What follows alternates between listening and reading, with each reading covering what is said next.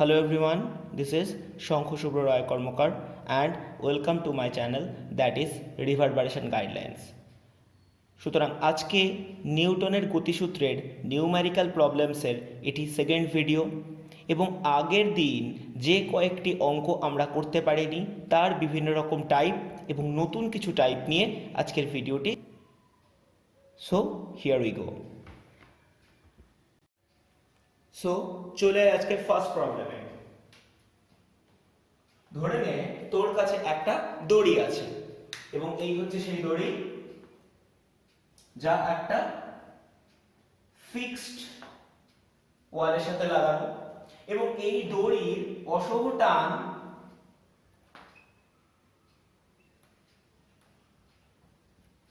T = 300 Newton. অর্থাৎ যদি 300 নিউটনের থেকে বেশি টান দিস তাহলে দড়িটা ছিঁড়ে পড়ে যাবে। এখন ধরে নে একটা বাঁদর আছে, এখানে একটা বানর দাঁড়িয়ে আছে।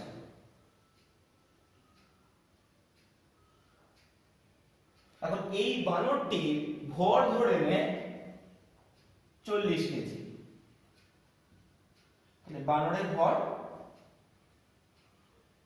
40 কেজি।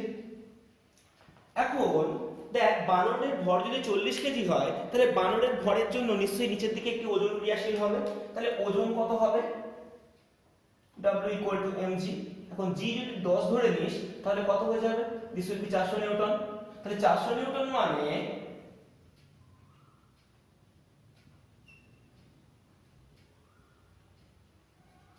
বানরের ওজন অবশ্যই দড়ির অসহ টানের তুলনায় বেশি, ফলে দড়িটি ছিঁড়ে যাবে। কিন্তু আমার প্রশ্ন হলো বানরটি ঠিক কি কাজ করলে দড়ি ছিঁড়বে না? এখন দেখ আগের দিন আমরা পড়েছিলাম যদি কোনো সংস্থা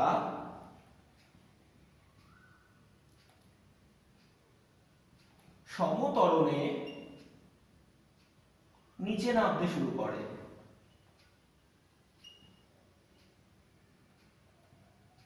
তাহলে তার ওজন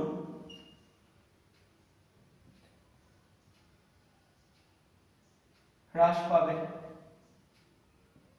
ও আপাত ওজন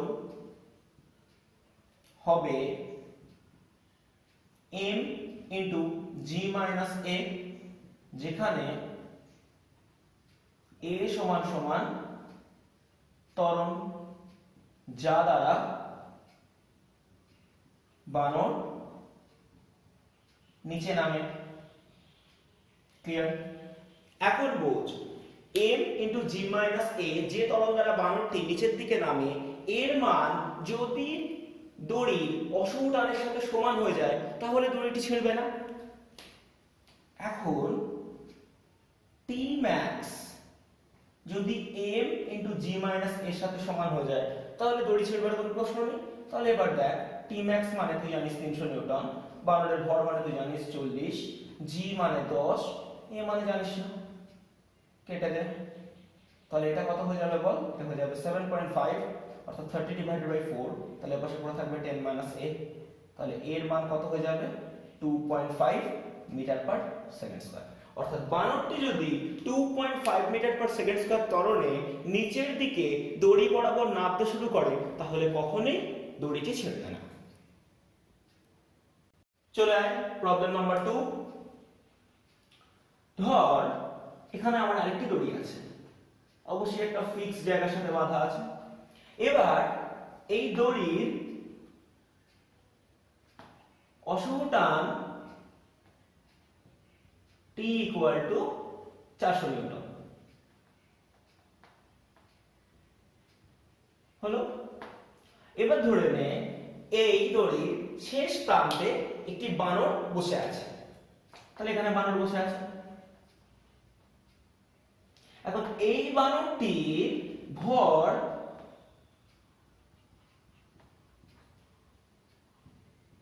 ধরে নে 25 কেজি। তাহলে বানরটির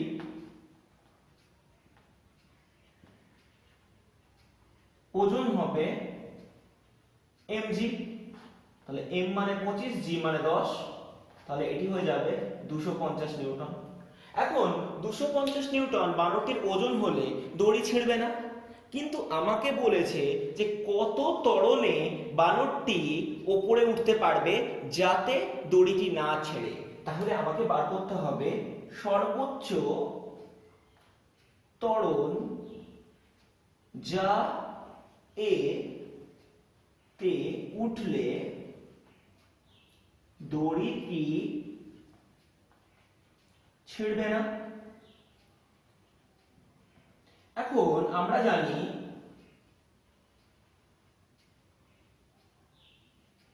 সংস্থা ত্বরণে উপরে উঠলে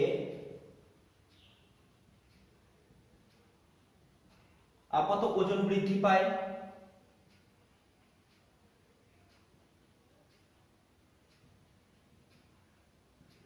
এবং ওজন হয়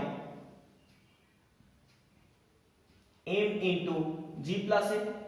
এখন এই m ইন্টু জি প্লাস এ এই সমগ্র রাশিটির মান যেন কখনোই দড়ির অসমভারের তুলনায় বেশি না হয়ে যায়। ক্লিয়ার? অর্থাৎ দড়ি না ছেঁড়ার শর্ত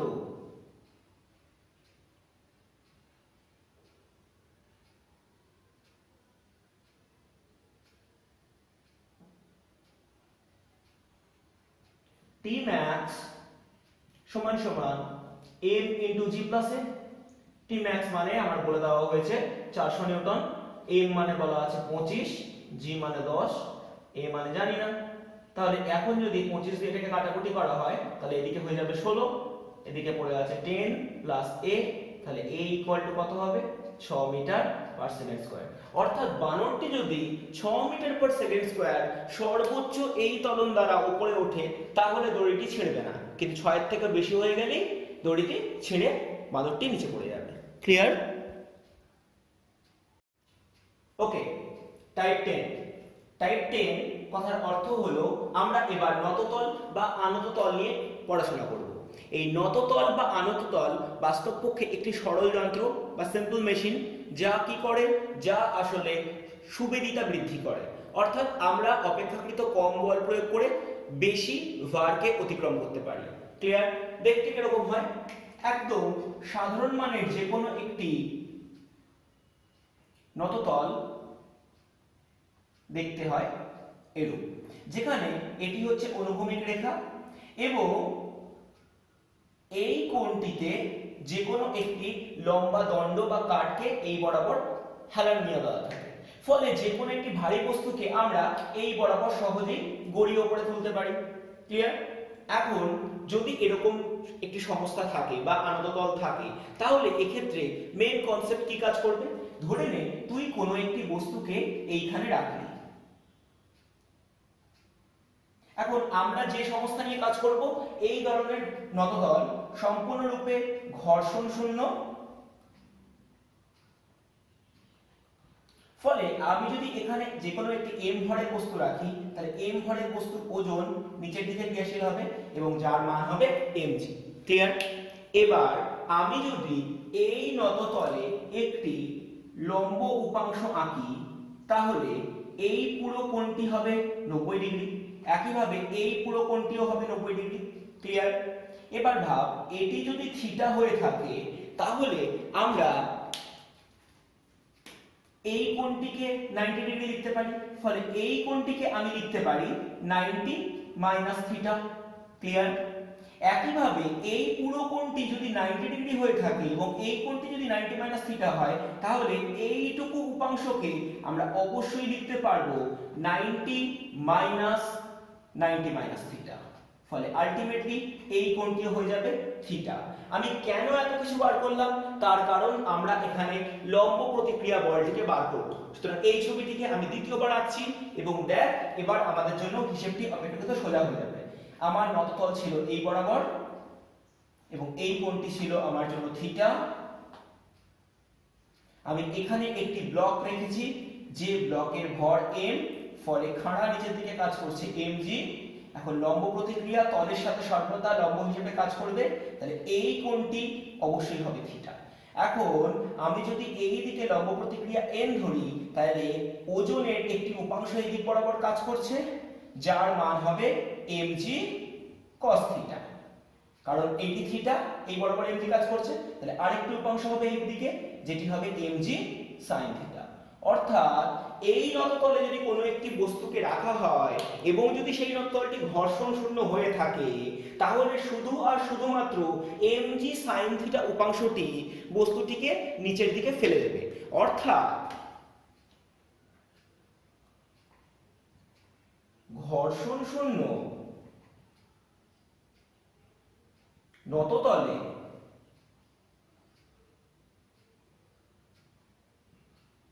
mg sin থিটা বল বস্তুকে নিচের দিকে নামায়। ক্লিয়ার? এখন যদি এই বল নিচের দিকে নামায়, তাহলে নিম্নমুখী ত্বরণ কত হবে?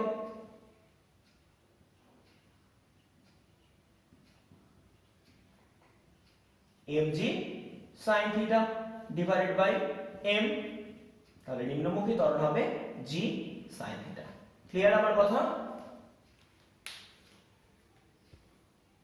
এখন ধরে নে তোর কাছে একটি সংস্থা আছে যেখানে নততলটি দেখতে ঠিক এরকম, এবং এই নততলের নতি বলে দেওয়া আছে 30 ডিগ্রি, এবং এখানে একটি পুলি দেওয়া আছে। এই পুলি থেকে এই নিচের দিকে একটি বস্তুকে ঝুলিয়ে দেওয়া হয়েছে, যে বস্তুর ভর কিনা 50 কেজি, এবং দড়ি দিয়ে অপর প্রান্ত তোর হাতে ধরিয়ে দেওয়া হয়েছে। তাহলে তোকে বলতে হবে ন্যূনতম কত বল প্রয়োগ করে তুই এই বস্তুটিকে উক্ত নততলে স্থির রাখতে পারবি। এবং আমি আবারও বললাম, এই গোটা অঙ্কে আমরা কিন্তু নততল ঘর্ষণ শূন্য ধরে নেব।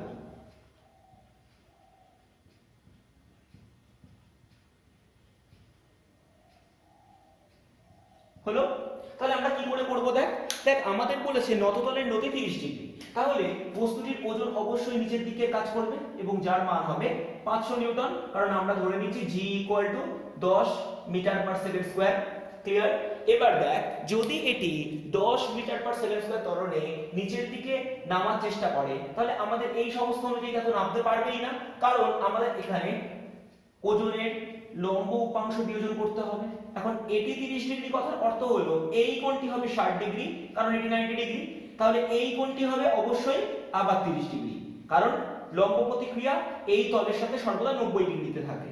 তাহলে এটি 30 ডিগ্রি হলে আমরা অবলীলায় বলতে পারি যে ওজনের দ্যাট ইজ 500 নিউটনের একটি উপাংশ এই দিক বরাবর কাজ করছে, যা হবে 500 cos 30 ডিগ্রি, এবং আরেকটি উপাংশ এই তলের বরাবর কাজ করছে, যা হবে 500 sin 30 ডিগ্রি।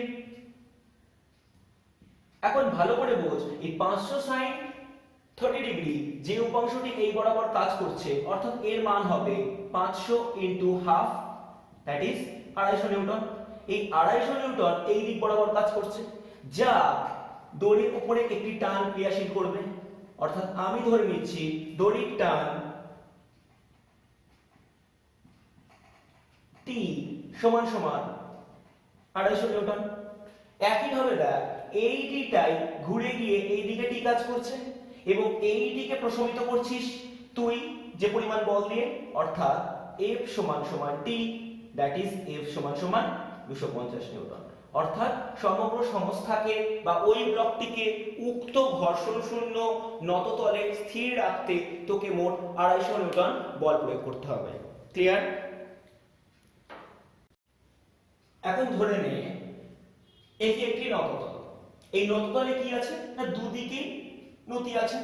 এখন এখানে একটা পুলি রেখে দিচ্ছি, যেটা কিনা ফিক্সড পুলি বা ফিক্সড কপিকল, এবং এই দিকের কোণটি আমি ধরে নিচ্ছি 30 ডিগ্রি, এবং এই দিকের কোণটি আমি ধরে নিচ্ছি 45 ডিগ্রি। ক্লিয়ার? এবার আমি কি করছি, এই অবস্থায় এই পুলি থেকে দুদিকে দুটি বস্তুকে ঝুলিয়ে দিচ্ছি।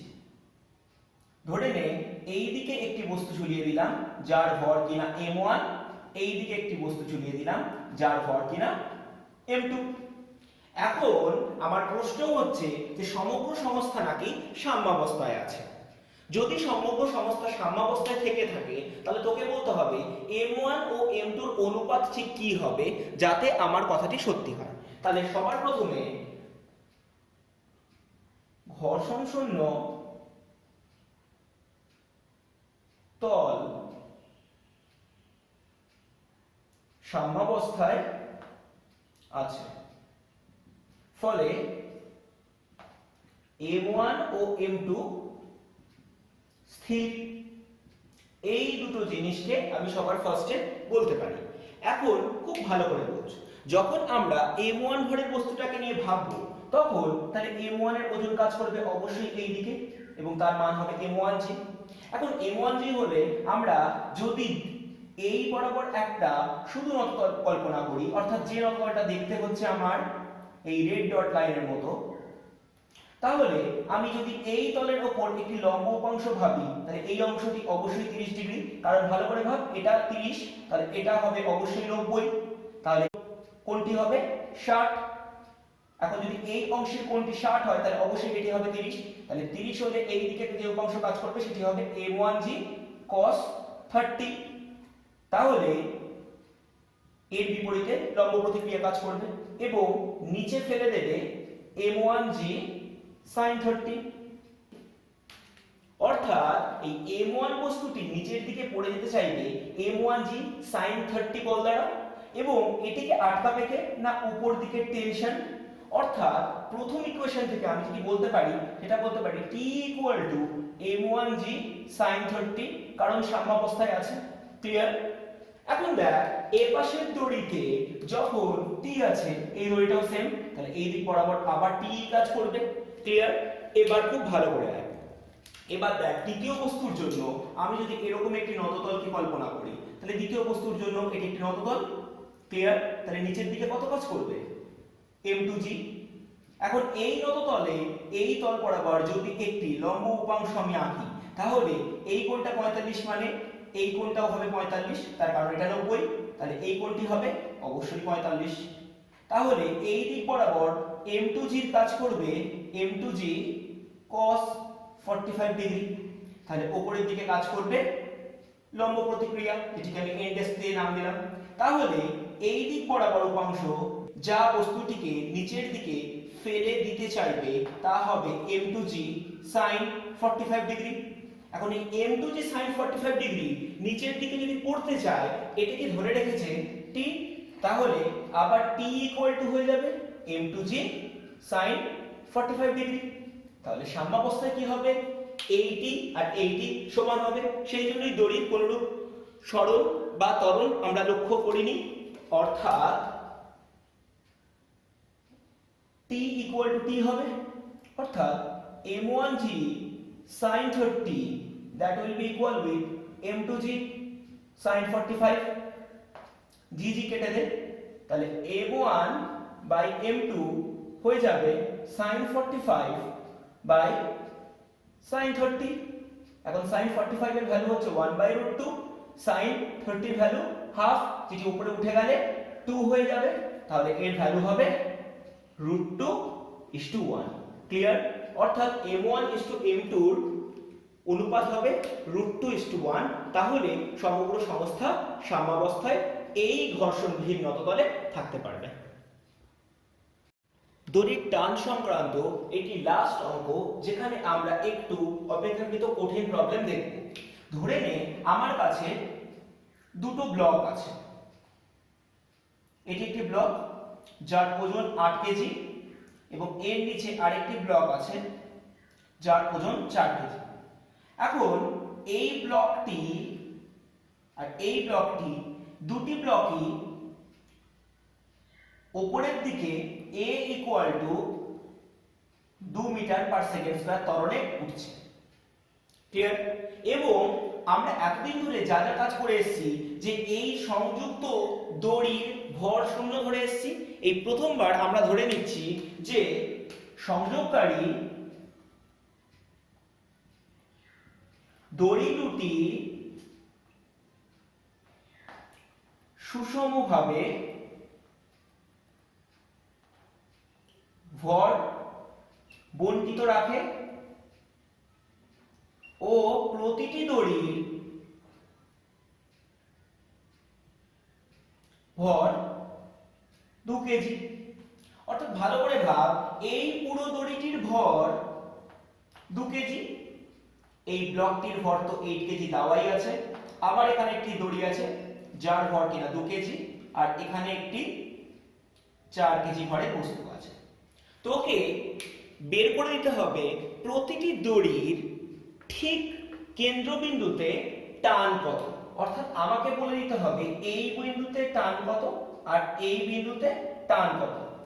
ক্লিয়ার আমার কথা? অর্থাৎ সংস্থা 2 মিটার পার সেকেন্ড স্কয়ার ত্বরণে উপরে উঠলে দুটি দড়ির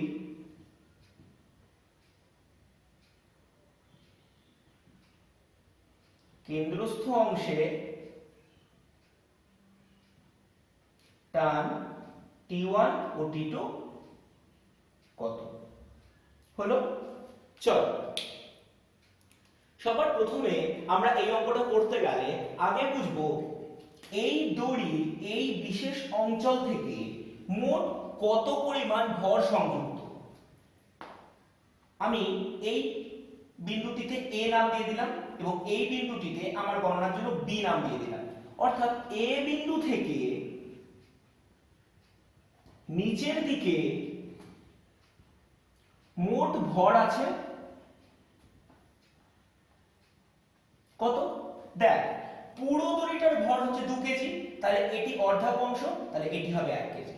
অর্থাৎ আমি বলতে পারি 1 কেজি যোগ এই ব্লকের ভর 8 কেজি যোগ এই দড়িটা 2 কেজি এবং এই ব্লকটা দ্যাট ইজ 4 কেজি, তাহলে টোটাল হয়ে যাচ্ছে 15 কেজি। আমার কথা ক্লিয়ার? এবার খুব ভালো করে ভাব, এখন সমগ্র সংস্থা উপর দিকে ত্বরণে উঠছে, তাহলে আমরা কি জানি সমত্বরণে সংস্থা উপরে উঠলে ওজন বৃদ্ধি পায় এবং আপাত ওজন কত হয়? এবং আপাত ওজনের মান হয় m into g plus a। অর্থাৎ m মানে 15 কেজি, g মানে অবশ্যই 10, কারণ আমরা গণনার জন্য 10 ধরবো, আর a মানে 2, তাহলে এটি কত হলো? 15 ইনটু 12 এত নিউটন। যদি হিসাব করি সেটা হয়ে যাবে 180 নিউটন। ক্লিয়ার? তাহলে T1 এর মান কত হবে? 180 নিউটন, যা কিনা প্রথম দড়ির কেন্দ্র অংশে টানের মান। এখন যদি তুই দ্বিতীয় দড়ির কথা ভাবিস, অর্থাৎ B বিন্দুতে সংযুক্ত ভর কত আছে ভালো করে ভাব। এই পুরো দড়িটার ভর 2 কেজি, তাহলে এই B বিন্দুটি পুরো দড়িটার ঠিক অর্ধেক, তাহলে এইটুকু অংশের ভর কিন্তু অবশ্যই 1 কেজি। তাহলে B বিন্দুতে সংযুক্ত ভর 1 প্লাস এই সমগ্র ব্লকটি, তার মানে 4 কেজি, তার মানে হবে 5 কেজি। এখন আবার এই গোটা সংস্থা উপরে উঠছে মানে এও সমতরণে উপরে উঠছে, ফলে সমতরণে উপরে ওঠায় B বিন্দুতে টান হবে যা কিনা T2 দিয়ে ডিফাইন হয়েছে। T2 মানে কত হবে? m dash g plus a। এখন m ড্যাশ মানে 5, g মানে অবশ্যই 10 এবং a মানে 2, তাহলে এটি কত হবে? 5 into 12 that is 60 Newton. Clear? তার মানে B বিন্দুতে টান হচ্ছে 60 নিউটন যদি সমগ্র সংস্থাটি সমতরণে উপরের দিকে ওঠে। একইভাবে যদি সমগ্র সংস্থা নিচের দিকে সমতরণে নামতো তাহলে একই জিনিস করতি, শুধু এখানে g a করতি, এখানেও g a করতি। ক্লিয়ার আমার কথা? এবং প্রথমবার ভাব, দড়ির ভর যেহেতু দেওয়া আছে, এই পার্টিকুলার বিন্দুটা কিন্তু এই এতটা দড়িকে নিজেকে টানছে প্লাস গোটা সংস্থাকে টানছে। ক্লিয়ার? আবার যদি এই বিন্দুতে আমাকে টান বার করতে হতো, তাহলে কিন্তু যদি আমাদের এই বিন্দুটি ভাবতাম, তাহলে খুব ভালো করে ভাব, C বিন্দু তে টান ভাবতে গেলে আমাকে সমগ্র সংস্থার ভর ভাবতে হতো, সেক্ষেত্রে কিন্তু দড়ির ভর পুরোটা নিতে হতো, প্লাস 8 কেজি নিতে হতো, প্লাস 2 কেজি নিতে হতো, প্লাস 4 কেজি নিতে হতো এবং জি প্লাস এ নিতে হতো। তাহলে এটি কত হতো? এটি হতো 16 ইন্টু 12। সেক্ষেত্রে এর মান হতো 192 নিউটন। ক্লিয়ার? Well, type 11। এই টাইপ 11 এ আবার প্রবলেম হচ্ছে এখানে শুধু একটা ত্বরণ নেই, এক্ষেত্রে আবার দু রকমের ত্বরণ আছে। কিরকম ত্বরণ আছে? আমরা নরমালি কি জানি, যে কোনো একটা বস্তু নিচের দিকে একটা ত্বরণ পায় যা কিনা জি।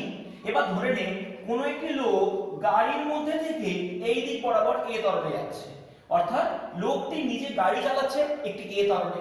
তাহলে লোকটি মোট কত ওজন হবে এটি বের করতে গেলে সবার ফার্স্টে আমাদের যেটি বুঝতে হবে, আমরা কি জানি যে ত্বরণ বা অভিকর্ষজ ত্বরণ এই প্রত্যেকে কিন্তু ভেক্টর রাশি। এখন ভেক্টর রাশির মধ্যবর্তী কোণ কি করে বের করব? যদি দুজনের সূচনা বিন্দু সেম থাকে, তাহলে এখানে সূচনা বিন্দু সেম আছে। এখন লোকটিকে যদি আমাদের নির্দিষ্ট রেফারেন্সিয়াল ফ্রেম বা নির্দেশতন্ত্রে ভাবতে হয়, তাহলে লোকটি যে ত্বরণ দ্বারা যাচ্ছে আমাদের উল্টো দিকে সমমানের বিপরীতমুখী একটি ত্বরণ ভাবতে হবে। তাহলে আমরা এটিকে স্থির ভাববার জন্য কি করব? আমরা উল্টো দিকে একটি বিপরীত মানের ত্বরণকে ইমাজিন করব। তার মানে লোকটি যাচ্ছিল এই দিক বরাবর এ ত্বরণ দ্বারা, আমরা উল্টো দিকে একটি বিপরীত মানের মাইনাস এ ত্বরণ ধরে নেব। তাহলে লোকটি আপাতভাবে স্থির হয়ে যাবে। আর নিচের দিকে জি তো কাজ করবে, জি কে আমরা কখনোই চেঞ্জ করতে পারবো না। তাহলে লোকটির উপর লব্ধি ত্বরণ ক্রিয়াশীল হবে এই বরাবর, এবং এই লব্ধি ত্বরণের মান হবে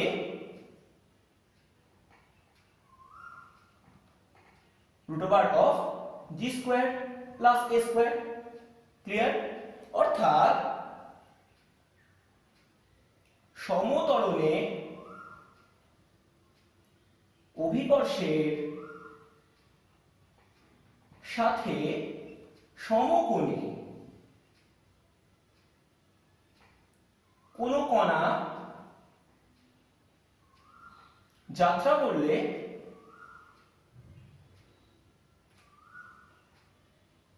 তার ওজন বৃদ্ধি পায় এবং উক্ত কণার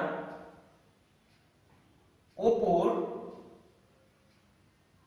√of g square plus a square ত্বরণ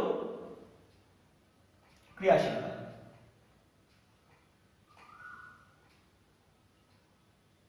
ক্লিয়ার আমার কথা? এখন দেখ, আমরা ডিরেক্টলি একটি অঙ্ক করছি। ধরে নে কোনো একটি বস্তুর ভর m = 100 কেজি, আর আমাকে দেওয়া আছে ওই স্থানের অভিকর্ষজ ত্বরণের মান g = 10 metre per second square. বস্তুটি অনুভূমিকে 24 মিটার পার সেকেন্ড স্কয়ার ত্বরণে যাত্রা শুরু করলো।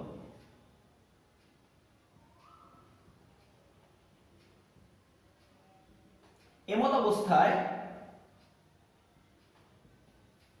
বস্তুর ওজন কত হবে? ক্লিয়ার? তাহলে দেখ, এই কন্ডিশনটা সম্পূর্ণরূপে এই কন্ডিশনের একটি গাণিতিক প্রকাশ মাত্র। ভালো করে ভাব, বস্তুটি নিচের দিকে যে ত্বরণ পায় তার মান হচ্ছে 10 মিটার পার সেকেন্ড স্কয়ার, যা পরিবর্তন করা যাবে না। এখন বস্তুটি এই দিক বরাবর যে ত্বরণে যাচ্ছে সেটি হচ্ছে 24 মিটার পার সেকেন্ড স্কয়ার।